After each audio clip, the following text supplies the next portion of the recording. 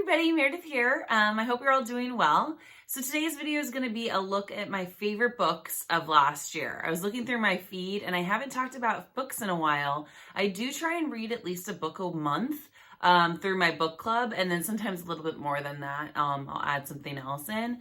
And I thought I'd pick out my 5 favorite ones that I loved this year, or I guess last year, so 2020. And if you haven't followed me on Goodreads, please do. The link is down below. We can be friends on Goodreads. I'd love to see what you're reading, and you can see what I'm reading, and how we're kind of rating the books as well. So let's jump on into the first book. Okay, so the first book is The Last Time I Lied by Riley Sager. This one I just finished probably a couple months ago. And it follows a girl named Emma, and Emma it goes back about 15 years ago. She's at camp. It's called Camp Nightingale, and she's there as a camper. And one night, 3 friends that are in her cabin, they leave and they never come back. So she's living her life not knowing what happened to them, and their bodies are never found. Nothing's ever answered. So she lives her life as the only camper from that cabin that's still alive, or still, we don't know where they are. And then, so 15 years later, they show her, and she is an artist in New York City. And I think she's getting well known, and she hides, she'll paint these 3 girls in her paintings in the woods, and hides them in all of her paintings. It's her kind of trying to figure out with herself what happened. She takes on some kind of responsibility because she was the only one there. And and then she kind of gets in contact with the camp owner that has been the camp owner the whole time. And the camp owner, I think her name's Francesca, says, "Hey, you should come and be a counselor at the camp this summer. We would love to have you. You loved the camp." And so she ends up going, but mostly for her wanting to figure out what happened to her 3 friends, these 3 girls, and, so she can have the summer to kind of do that. She leaves, I believe, her boyfriend behind and goes and does this. And while she's there, so she's put in charge of she's a counselor in charge of 3 girls at a camp. And sure enough, those 3 girls go missing. So you're kind of wondering, what's going on? Did these girls die? Is there just going on a weird thing in the woods? Did she do it? What's the mystery? So I found it really interesting because it's not what you think, and it keeps you kind of on the edge of your seat the whole time, trying to figure out where these girls went. Is something going to happen to Emma? Is Emma actually crazy? What's going on? So I highly recommend it if you're looking for a page turner. I really enjoyed it, and I read it. I like to read seasonally, and I read it towards cooler months, but I think this would be a good summer read because it is camp. But yeah, so I highly recommend it. Okay, so this book is All Things Reconsidered by Knox McCoy. And this one is based off of, so Knox McCoy is a co-host of a podcast I like to listen to called The Popcast with Knox and Jamie. They also have The Bible Binge. And this book is just his take on things he's reconsidered through his life. Things like the show Full House, what's happening now with Joey in Full House, to very broad things like prayer and God. And it's really funny. So what I like about these kind of books is that you can read a chapter, literally put it down for a year, and then come back and read another chapter. I didn't read it like that. I read the whole thing, right through. But I do like that I can just, if I need something funny just to read for a second, I can pick it up, grab a chapter, and read that, and not be lost, if that makes sense. So yeah, loved this book. All Things Reconsidered by Knox McCoy, and I would highly recommend it if you're looking for something fun to read. Okay.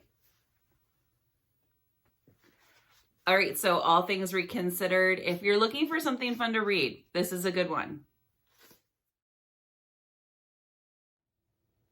Okay, so the next book is The Indifferent Stars Above, the Harrowing Saga of a Donner Party Bride.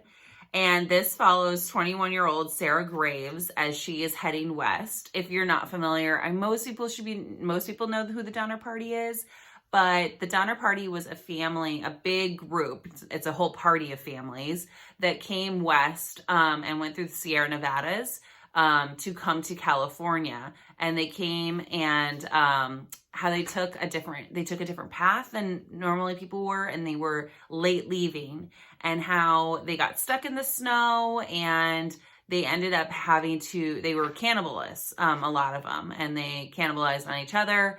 And it's just the mystery of this family and these groups of people that came.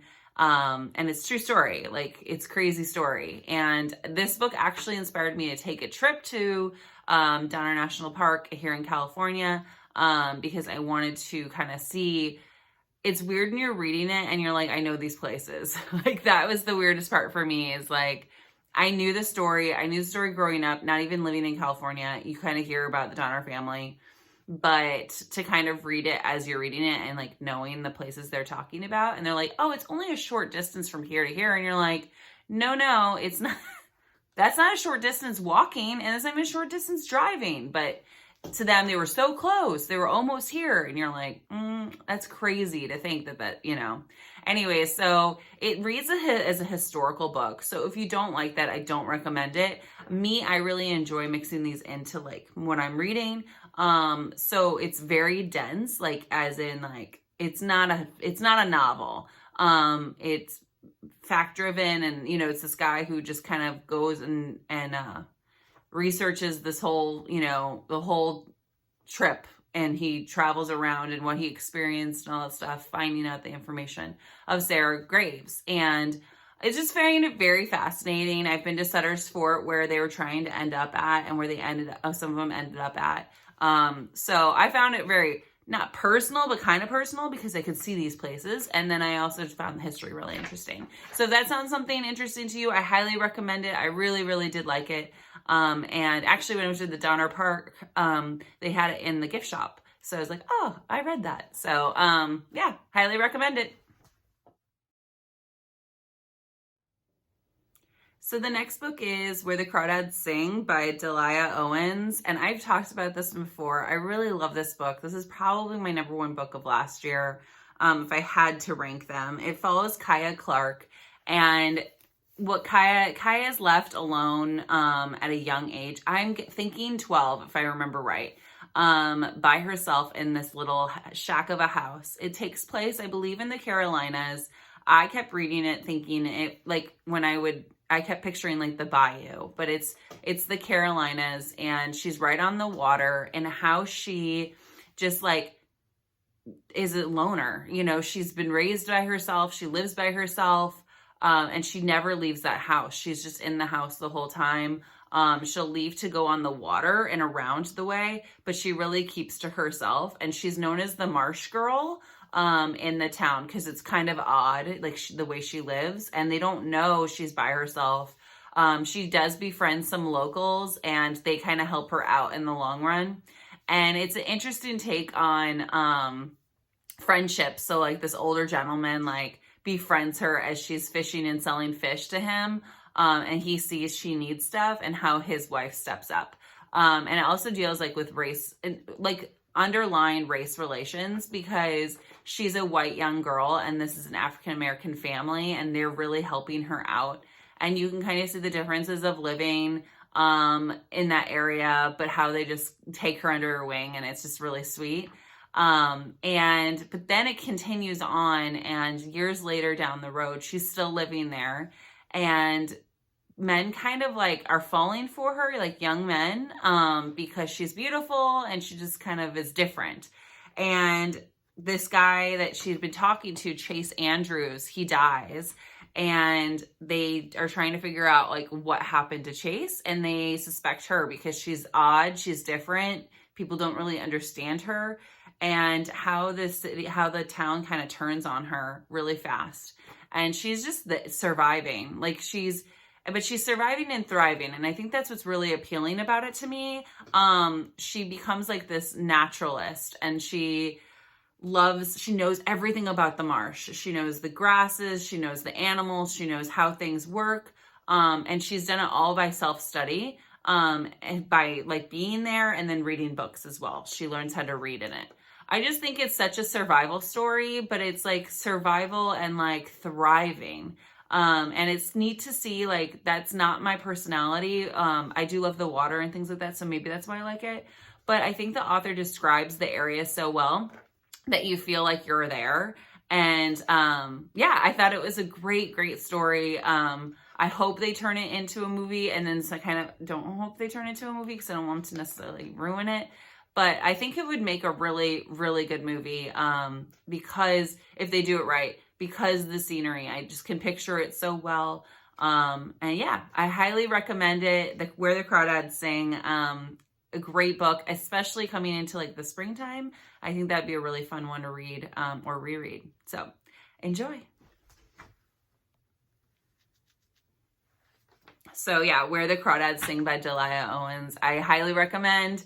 And now coming into springtime, I think this would be a great time to kind of pick it up.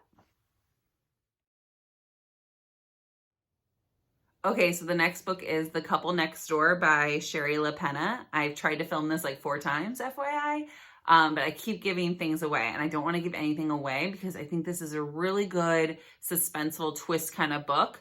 And basically it follows Anne and Marco. They're a couple, and they have their little baby, Cara. I believe Cara is about 6 months old. And they live in one house, and next door is another couple. And Anne and Marco end up going to dinner at the other couple's house one evening for just a night just with friends. And they're like casual friends that are just happen to be neighbors.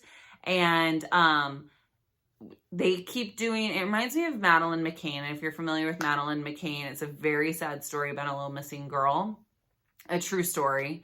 And it kind of reminded me when I was reading it that whole time. Cara, so Anne, who's the mother, kept coming back every hour. Her and Marco would switch off every hour, checking on Cara, feeding her, changing her diaper, just making sure she's okay. And she was asleep in her crib. And one of the times back, Anne comes back, and I believe it's Anne comes back, and Cara is missing. And so it is following the story of this couple missing their child. The child kidnapped, what happened to the child. There's a ransom note at one point, and just following that. And then the twists and turns with this other neighbor, because you're wondering, like, did Anne do it? Because was she delusional? Was it the husband? What's up with these weird neighbors? Like, why are they involved? Why are we reading about them?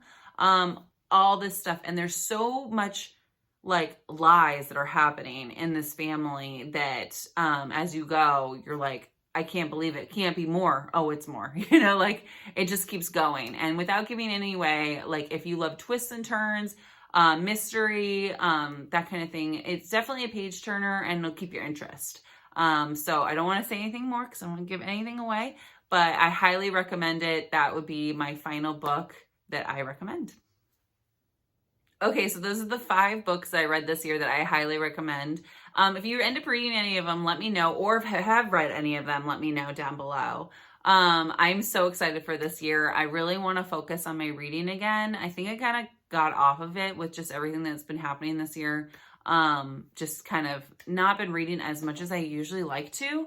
So I'm going to try and jump back into that. And I do recommend, like, a lot of these books you see, I don't have the physical copies because I've been checking them out of the library, either physical form or I've been using my Kindle. And I highly recommend that. It ends up saving you a lot of money, and you can, if you don't finish it, you don't feel as bad if you don't finish a book. I like to finish books regardless, but, and you kind of have to finish it in a given amount of time. So it keeps you on task. So check out your library too. I'm going to link them down below on Amazon if you do want to end up buying it. Check out your library. That's what I did for most of them. Like I said, I have bought some, I've resold some, but, most of them were library books. So I hope you all have a great day. I hope you enjoyed this video. If you did, please hit the thumbs up button. That helps me out a lot, and I greatly appreciate it. And I will see you next week with a new video. Bye.